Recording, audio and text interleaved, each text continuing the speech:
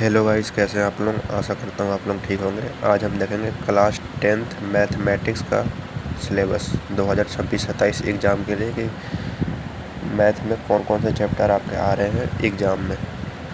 यानी ये final exam का सिलेबस रहेगा और इसमें हम देखेंगे कि कौन कौन सा चैप्टर आ रहा है। स्टार्ट करते हैं हम।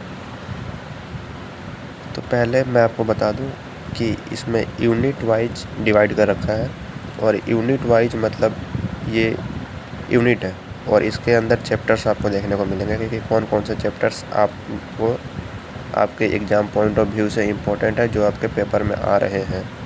तो हम स्टार्ट करते हैं कि पहला यूनिट है आपका नंबर सिस्टम जो कि 6 मार्क्स का आने वाला है। दूसरा यूनिट है आपका अलजेब्रा जो 20 मार्क्स कवर कर रहा है। तीसरा चैप्टर है आपका कोऑर्डिनेट ज्योमेट्री जो 6 मार्क्स कवर कर रहा है। और फोर्थ यूनिट है आपका ट्रिग्नोमेट्री जो 12 मार्क्स कवर कर रहा है। और फिफ्थ यूनिट है आपका ज्योमेट्री जो 15 मार्क्स कवर कर रहा है। और सिक्स्थ यूनिट है आपका मेंसुरेशन जो 10 मार्क्स कवर कर रहा है। और सेवन्थ यूनिट है आपका स्टैटिक्स एंड प्रोबेबिलिटी जो कि 11 मार्क्स कवर कर रहा है। यानी ये आपके टोटल 80 मार्क्स हो गए और आपका 20 नंबर का इंटरनल असेसमेंट का ऐड होता है। तो हम स्टार्ट करते हैं। हमारा पहला यूनिट था नंबर सिस्टम। नंबर सिस्टम एक यूनिट है। इसके अंदर चैप्टर कौन सा है? तो इसके अंदर चैप्टर है आपका रियल नंबर जिसमें हम पढ़ते हैं ना fundamental theory of number, real number, rational, irrational. हम इसी चैप्टर में पढ़ते हैं। रेशनल इरेशनल को प्रूव कैसे करते हैं। तो वो हम सब रियल नंबर यानी कि नंबर सिस्टम में जो हमारा यूनिट है नंबर सिस्टम उसी के अंदर हम ये सारी चीज़ें पढ़ते हैं। अब हमारा सेकेंड यूनिट है अलजेब्रा। अलजेब्रा में कौन कौन से चैप्टर हैं? तो इसमें आपका पॉलिनोमियल्स है यानी हिंदी में बहुपद। दूसरा चैप्टर आपका pair of linear equation in two variables मतलब दो चरों में रैखिक समीकरणों का युग्म, जैसे x + y, y + x। तो इस तरीके के समीकरण रहेंगे जो आपको हल करने पड़ेंगे। तीसरा चैप्टर है आपका क्वाड्रेटिक इक्वेशन हिंदी में द्विघात समीकरण। और फोर्थ चैप्टर है आपका अर्थमेटिक प्रोग्रेशन जिसमें APGP वाले सवाल हम करते हैं, समांतर श्रेणी हिंदी में।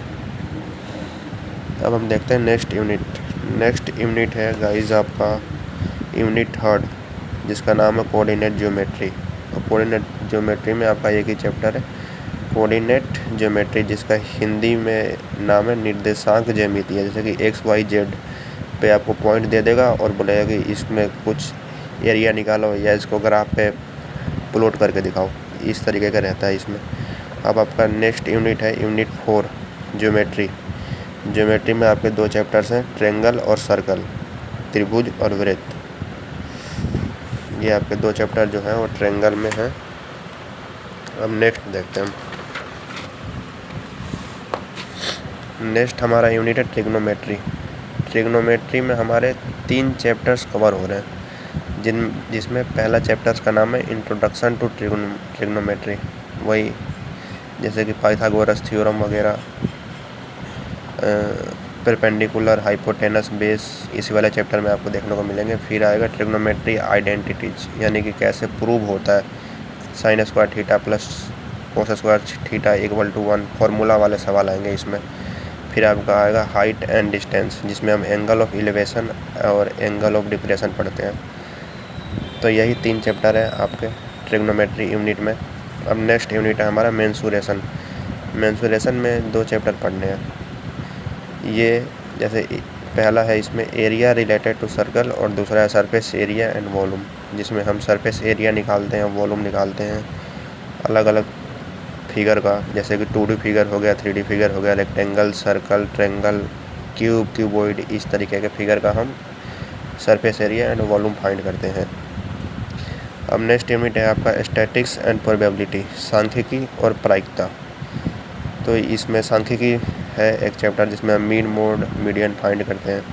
और दूसरा है प्रोबेबिलिटी जिसमें हम कॉइन्स और डाइस के ऊपर प्रायिकता निकालते हैं, जैसे कि हेड आने की क्या प्रायिकता है जब एक सिक्का उछाल लेंगे, तो टेल आने की क्या प्रायिकता है जब एक सिक्का को उछालेंगे। तो यही रहा आपका क्लास 10th स्टैंडर्ड का फाइनल बोर्ड एग्ज़ाम का सिलेबस।